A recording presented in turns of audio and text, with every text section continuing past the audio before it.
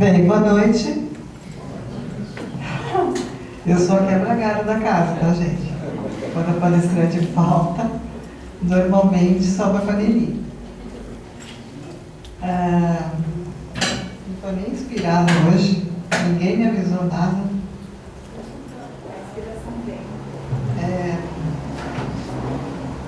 Não sei se eu leio alguma coisa, daqui a gente continua, acho que eu vou dar uma livinha, porque hoje eu não estou pensando em nada. Vamos lá, depois da gente ler, a gente para e fala alguma coisa. A lavoura. Acerquei-me certa feita de um grupo de espíritos que parecia descansar à beira da estrada. O sol estava em declínio, ruborizado, mas ainda espalhando o calor. No tempo da Terra, era pouco menos de 5 horas da tarde. Os espíritos, né, eles falam de forma diferente. Os nossos horários não são os horários deles, né? Retornava de um trabalho que me ocupara juntamente com outros irmãos durante cerca de 2 horas, aprendendo na prática a desligar os fios fluídicos que atam o espírito ao corpo físico dos encarnados. Tratava-se de uma desencarnação iminente, e o pobre enfermo, exaurido nas suas forças, mas apegado em demasia ao mundo da matéria, relutava em abandonar o corpo carnal, amedrontado com o futuro que o aguardava.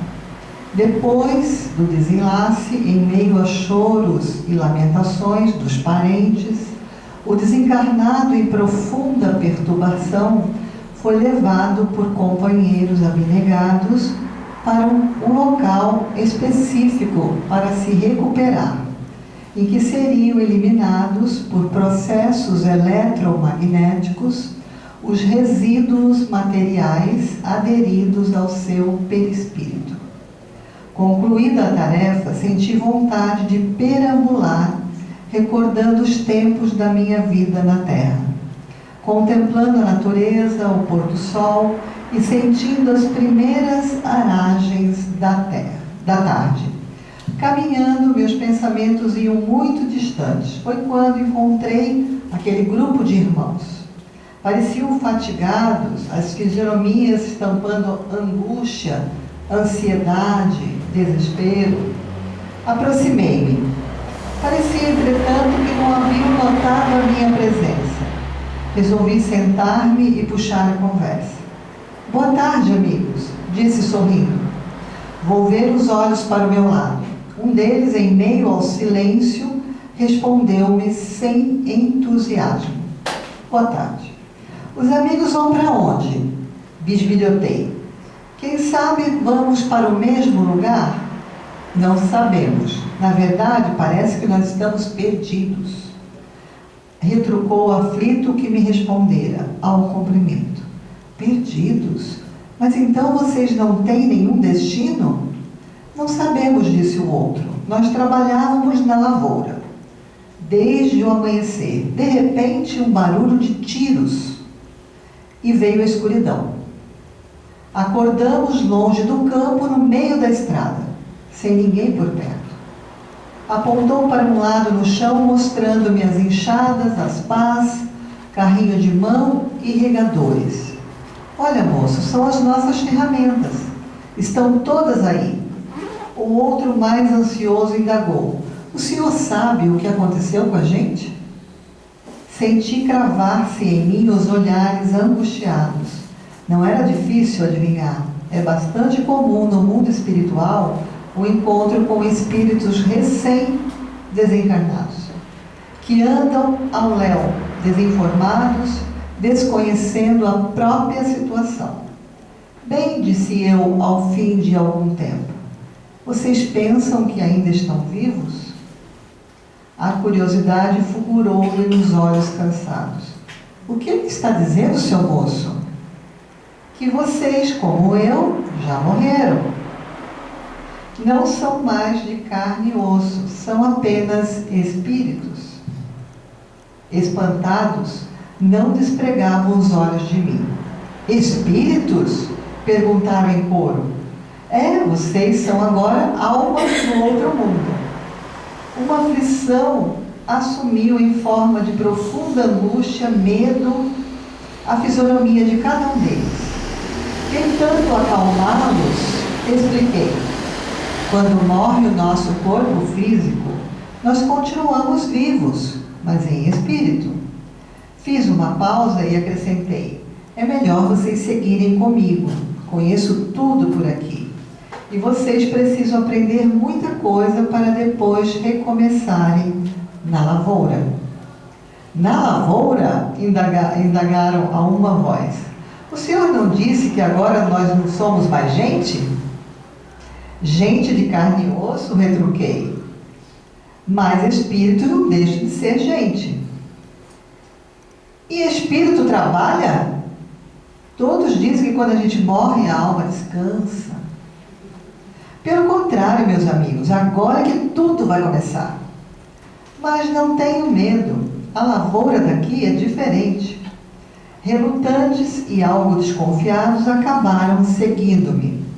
Depois de uma breve caminhada, já um pouco adiante, divisamos as cercas de um imenso trigal. Vejam lá, amigos, a lavoura está perto. É um campo em que muita gente trabalha.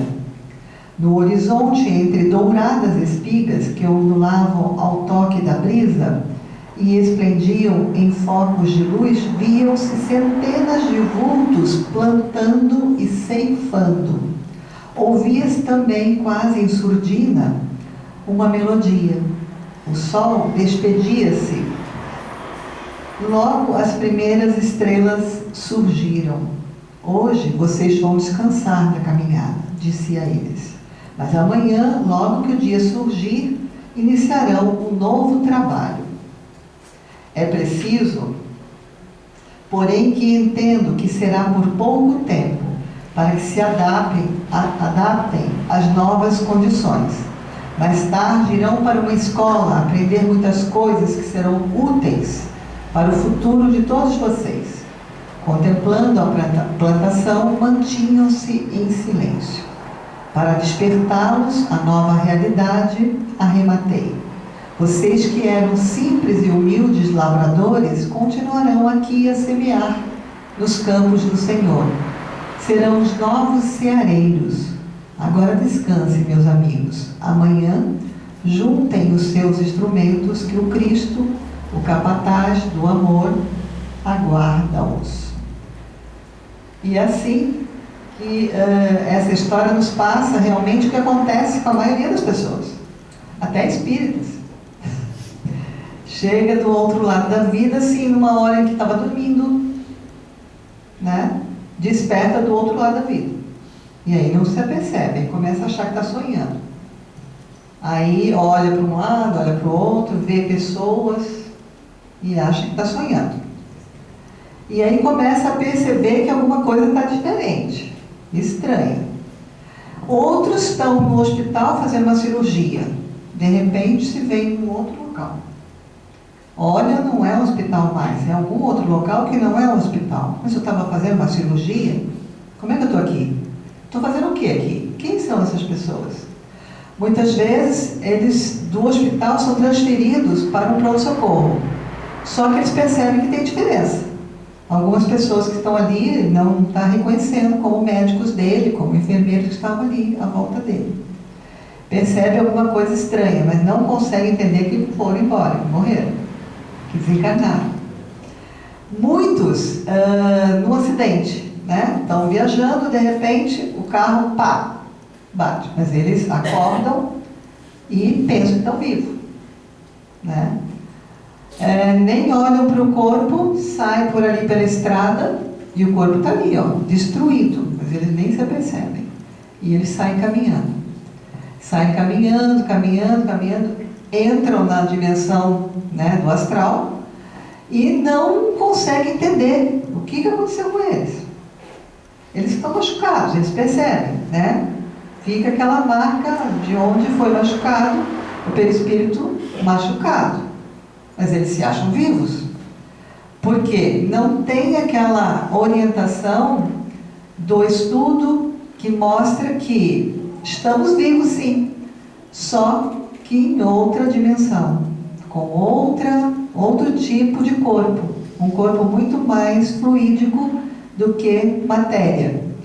E aí as pessoas normalmente se assustam, porque a morte o surpreendeu assim de uma forma absurda, de uma coisa que eles não poderiam imaginar. Quantas pessoas são abordadas às vezes num barzinho, e aí uma pessoa lá começa a atirar e a pessoa desencarna e acha que o atirador atirou em todo mundo, menos nele. E aí ele está do outro lado da matéria, mas ele acha que ele está vivo. Que aconteceu, alguém deu tiro ali, mas ele se salvou.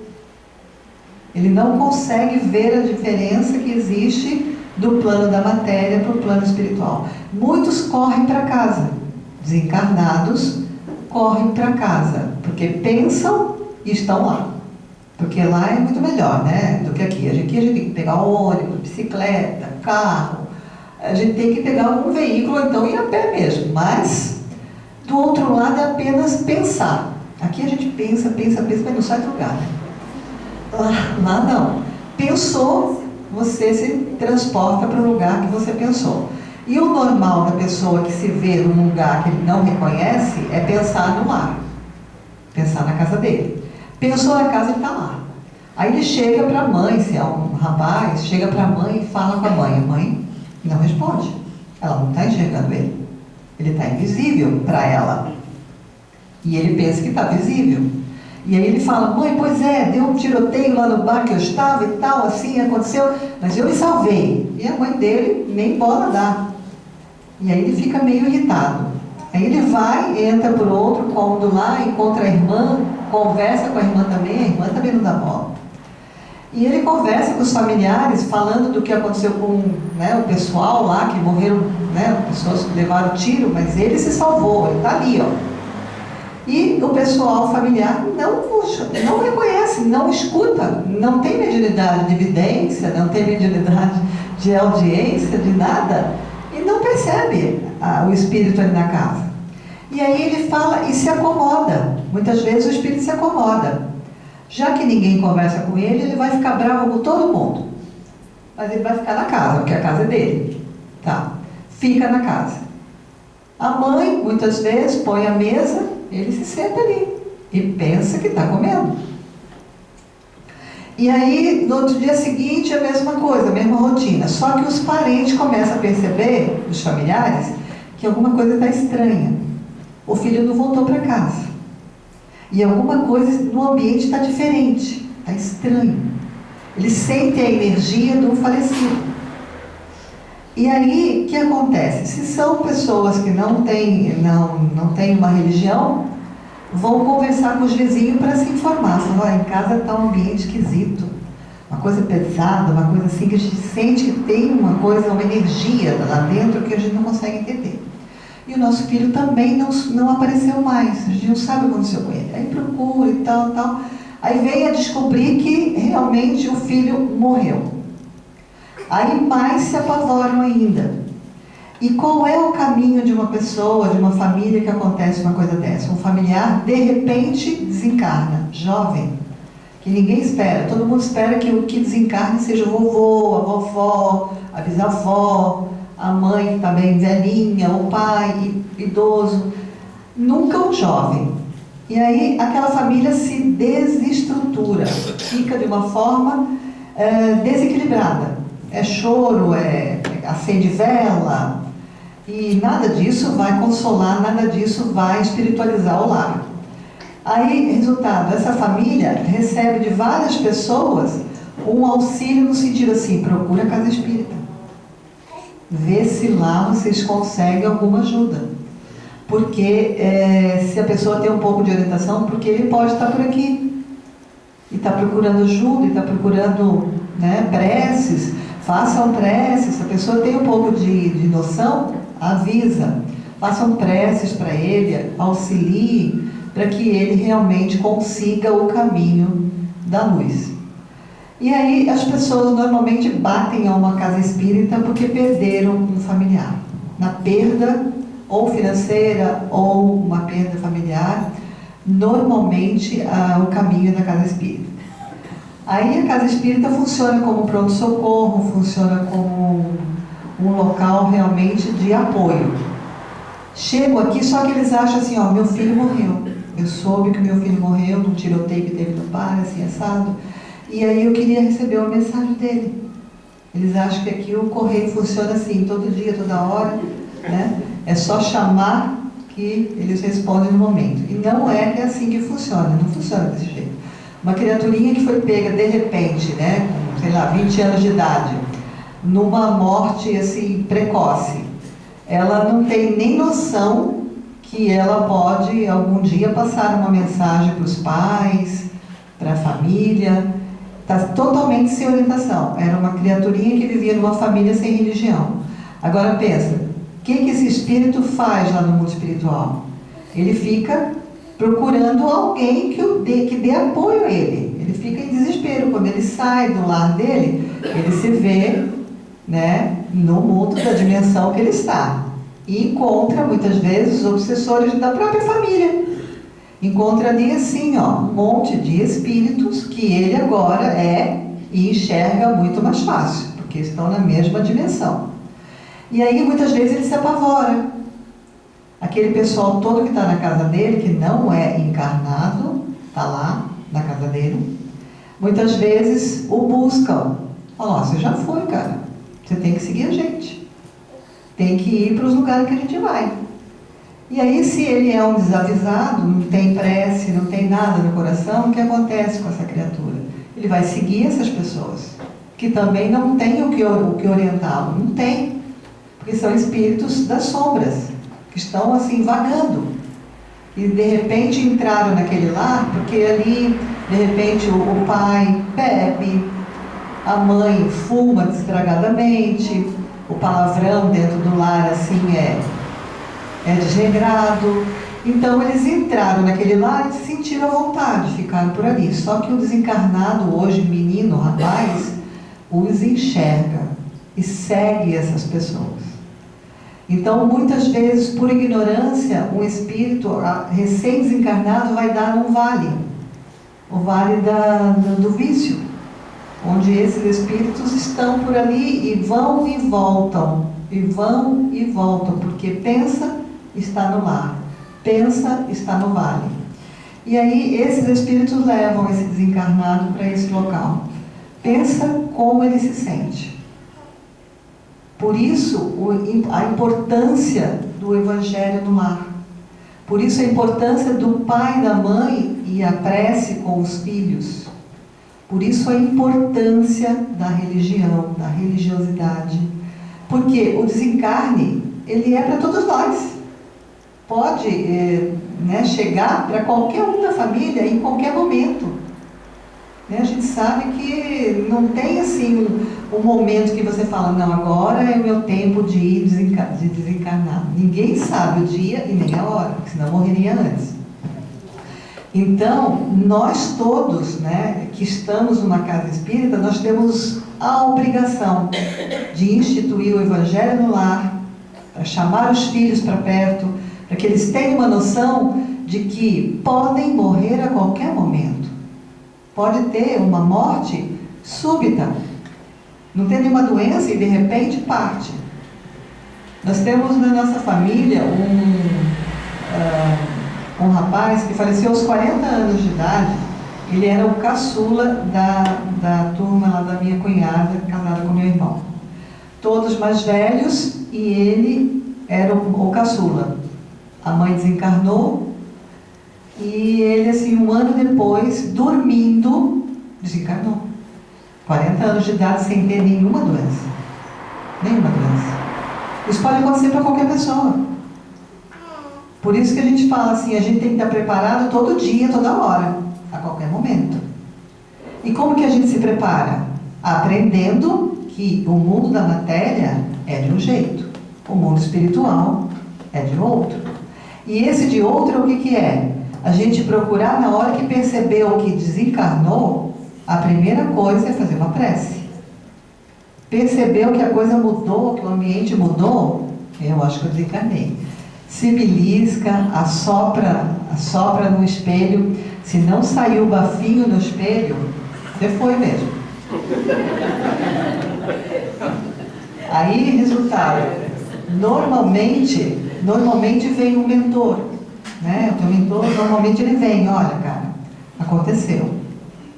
Mas você acredita? Não. Você fala, não, eu me salvei. Não, eu estava dormindo, estou sonhando. E você vai dar 1000 desculpas e não vai aceitar o que o mentor fala, porque a gente é rebelde. Então, quando perceber que as coisas não estão andando conforme você pensa, as pessoas não te respondem, você conversa com ela, ninguém te responde, começa a desconfiar. Fica atento porque você já partiu dessa para outra. E aí, resultado, faça uma prece. Faça uma prece e aceite um espírito que vem para te orientar para onde você vai. Ele vai te passar para onde você vai. E isso é uma coisa que pode acontecer para qualquer um de nós, até hoje à noite, né? Não vão ficar com medo de dormir. Porque morrer não dói, né? Morrer não dói. Na verdade, é apenas uma passagem, né? As coisas vão ficar diferentes. Não vai precisar mais de dinheiro, você não vai precisar... Quando você quiser viajar, é só pensar, né? Então, tem algumas vantagens. A gente viaja de graça, né? Outra coisa boa que a gente tem que sempre pensar, que a gente fez um programa, de repente, para aquilo, né? O nosso programa já está feito. Quando a gente encarnou, a gente já trouxe no programa o dia e a hora. E não dá para fugir, né? Não dá para fugir. A gente tem que trabalhar a aceitação. Bem, eu estou morto. Ou estou morta. O negócio agora, eu vou fazer uma prece, porque eu ouvi que tem que fazer prece. Vou fazer uma prece e vou pedir que os bons espíritos venham me acolher, me ajudar, me mostrar o que eu posso fazer, aonde que eu vou, para onde que eu vou. Porque eu sei que para minha casa eu não posso voltar. Porque lá ninguém conversa comigo, eu me sinto estranho dentro do ninho. Então, é saber aceitar e não se rebelar.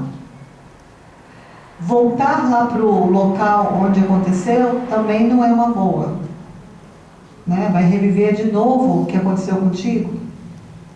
Isso não é bom para o espírito. Então, o melhor que tem é realmente fazer uma prece e pedir ajuda. E cada um de nós vai receber de acordo com aquilo que plantou. Se você foi uma pessoa boa, fez o bem, é claro que você vai ser, de alguma forma, bem socorrido, levado para uma colônia, para um local de repouso no começo. E como eu sempre falo, o espírito não precisa dormir mais. Aquele que dorme como espírito é um preguiçoso. É verdade. Ele não tem que dormir mais. Ele está cansado do quê? Ele nem corpo tem para carregar. Então, o espírito, normalmente, que começa a dormir pelos cantos, e o pior, que a gente sabe, que é contado pelo espírito André Luiz, por vários espíritos, que os espíritos, muitos deles, estão em câmaras e câmaras, assim, tipo quartos grandes, dormindo, de cobertinha e tudo, como se fossem encarnados. São considerados espíritos doentes pela espiritualidade, porque não tem que estar dormindo. Tem que estar procurando serviço. Como o próprio André Luiz também, quando chegou lá no mundo espiritual, sou o doutor fulano de tal. Tá, aqui você é apenas o André. Lá não tem títulos. E aí ele, na verdade, não queria, não se harmonizou para fazer nada. Enquanto ele não se harmonizou para fazer nada, ele foi para o lar dele, ele teve aquela complicação toda de ver a esposa dele já com outra pessoa, porque quando ele acordou, já muitos anos na Terra tinham se passado. E a esposa não ia ficar sozinha, uma pessoa nova, acabou conseguindo um outro companheiro. Ele chegou no lar e encontrou outra pessoa dormindo com a mulher dele. Então, realmente, para o espírito, quando ele dorme, e ele não quer aceitar o que ele está vendo, quando ele retorna, ele vai encontrar tudo diferenciado. Se ele deixou filhos pequenos, os filhos já podem estar adolescentes, se casando. E para ele tudo isso é uma novidade. Então, assim, o mundo da matéria e o mundo espiritual, na verdade, são coisas assim que se interligam. Nós estamos indo e voltando a todo momento. A gente vivencia na matéria poucos anos, volta para o mundo espiritual, muitas vezes também vivencia poucos anos e já retorna. Então, essa ida e vinda são apagadas na nossa mente, para que a gente não fique doido. Porque se cada um de nós lembrasse o que a gente aprontou nas outras vidas, a gente ficava bem doido, né? Não conseguiria conviver com os familiares. Começa por aí. Porque a maioria dos familiares tem o nosso passado junto, né? A gente volta e volta até se harmonizar. Se nós não temos um lar em que todos os familiares são daqueles que abraçam e beijam, são daqueles que cobram, são daqueles que brigam, então sempre em discussão, é sinal de que nós tivemos passado juntos e não fomos felizes juntos. Viemos a essa vida para nos harmonizarmos, para nos querermos bem. Porque quando a gente consegue se harmonizar, não precisa voltar junto com aquela pessoa mais. Enquanto a gente está voltando e vindo e voltando, é sinal que não houve harmonia ainda. Ainda não nos amamos o suficiente. Quando a gente consegue amar por igual, incondicionalmente, a gente nem precisa voltar mais. Que são o caso dos espíritos de luz, que nem Ramatiz, Jesus e todos os demais missionários, mestres de luz. Por enquanto, nós ainda somos, né, a nossa luz ainda é bem minúscula. Nós ainda não sabemos nem nos amar. Quantos de nós não nos amamos? Não cuidamos bem do nosso próprio corpo. Judiamos do nosso corpo enfiando fumaça, bebida, álcool. Quantas pessoas fazem isso? Não se amam. Dormem pouco, são desarmonizados, agressivos, não têm uma vida equilibrada. Resultado, são pessoas ainda que vão ter que ir e voltar muitas vezes para aprender a se amar. Depois de se amar, vai aprender a amar o próximo, aprender a amar o irmão. E enquanto a gente não conseguir amar todos, sem distinção, sem apontar o dedo, sem julgar, sem nada, conseguirmos abraçar todas as pessoas e realmente caminharmos com elas, a gente vai estar no caminho da volta do espírito à carne e da volta da alma encarnada para o mundo espiritual. Isso vai ser até a gente aprender as lições.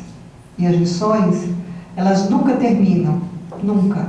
A gente vai estar sempre evoluindo, sempre crescendo. Mas depende muito de cada um de nós. Muitos de nós somos rebelados e quando a gente vê que tem um comprometimento com alguma causa ou com alguma tarefa, a gente faz esse comprometimento por 1 ano, 2 anos, já cansamos, já saímos pela estrada. Não queremos mais compromisso, queremos lazer, queremos assim aproveitar a vida. Sendo que a gente sabe que o aproveitar a vida tem as horas. Nós temos as horas de lazer. A gente não trabalha pelo próximo 24 horas. A gente trabalha pelo próximo algumas horinhas do nosso dia. E o resto? A gente tem as horas de compromisso com a profissão e as outras horas que sobram para nós. A gente dorme e tem as horas ainda de lazer, em que a gente aproveita para fazer algo útil. E é muito importante que a gente saiba disso. Nós todos nascemos tarefeiros. Quem não está na tarefa ainda está atrasado. É necessário que acorde para entender que é só pela tarefa, pelo amor ao próximo, que a gente elimina a dor, seja ela de que forma ela venha.